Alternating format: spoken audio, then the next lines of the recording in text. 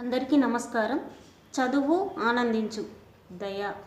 పూర్వం కపిలవస్తు నగరాన్ని శుద్ధోదనుడు అనే రాజు పరిపాలించేవాడు. అతని కొడుకు గౌతముడు. అతనికి సిద్ధార్థుడు అనే పేరు కూడా ఉన్నది. గౌతముడు చిన్నతనం నుండి పెద్దల మీద గౌరవం, భూతదయ వంటి సుగుణాలతో పెరిగాడు. దేవదత్తుడు అతని చిన్ననాటి మిత్రుడు. ఒకనాడు వాళ్ళిద్దరూ నది తీరానికి పోయారు. అక్కడ ఆకాశంలో హాయిగా ఎగిరే హంసలను దేవదత్తుడు చూశాడు. వాటిని వేటాడాలని బాణంతో కొట్టాడు. ఆ బాణం ఒక హంసకు తగిలి గిలగిలా కొట్టుకుంటూ గౌతమి ముందు పడ్డది.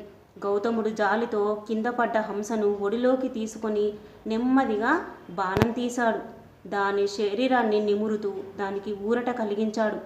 అప్పుడు దేవదత్తుడు అక్కడికి వచ్చి, నేను హంసను కొట్టాను కాబట్టి అది నాదే అన్నాడు. మిత్రమా, ఆకాశంలో హాయిగా ఎగిరే హంసను ఎందుకు హింసించావు? జీవహింస పాపం కదా అంటూ హంసను ఇవ్వడానికి గౌతముడు ఇష్టపడలేదు. దాంతో వాళ్ళ కొట్లాట రాజుగారి దగ్గరికి పోయింది. ఇద్దరు రాజస్థానంలో న్యాయాధికారికి విన్నవించారు. దేవదత్తుని బాణం వల్ల హంస చచ్చిపోతే అది అతనిది అయ్యేది. కానీ భూతదయతో గౌతముడు దాని ప్రాణాన్ని కాపాడినందువల్ల అది గౌతముదే అవుతుందని న్యాయాధికారి తీర్పు చెప్పాడు. ఈ తీర్పుతో దేవదత్తుడు సంతోషపడలేదు. వెంటనే న్యాయాధికారి ఒక పీటను తెప్పించి దాని మీద హంసను ఉంచమన్నాడు. గౌతముణ్ణి, దేవదత్తుణ్ణి విడివిడిగా హంసను పిలవమన్నాడు. అది ఎవరి దగ్గరకు పోతే అది వారిది అవుతుందని చెప్పాడు. మొదట దేవదత్తుడు హంసను పిలిచాడు. అతని కోపపు చూపుకు, కఠినమైన పిలుపుకు హంస రాలేదు.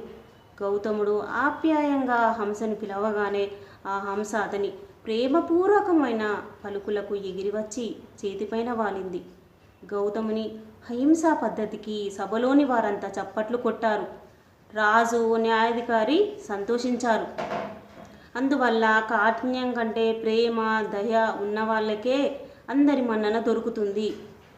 ఇక్కడ మనం చూడాల్సిన పాయింట్స్ ఏంటంటే, భూతదయ, సమస్త జీవకోటిపై దయ కలిగి ఉండడాన్ని భూతదయ అంటారు.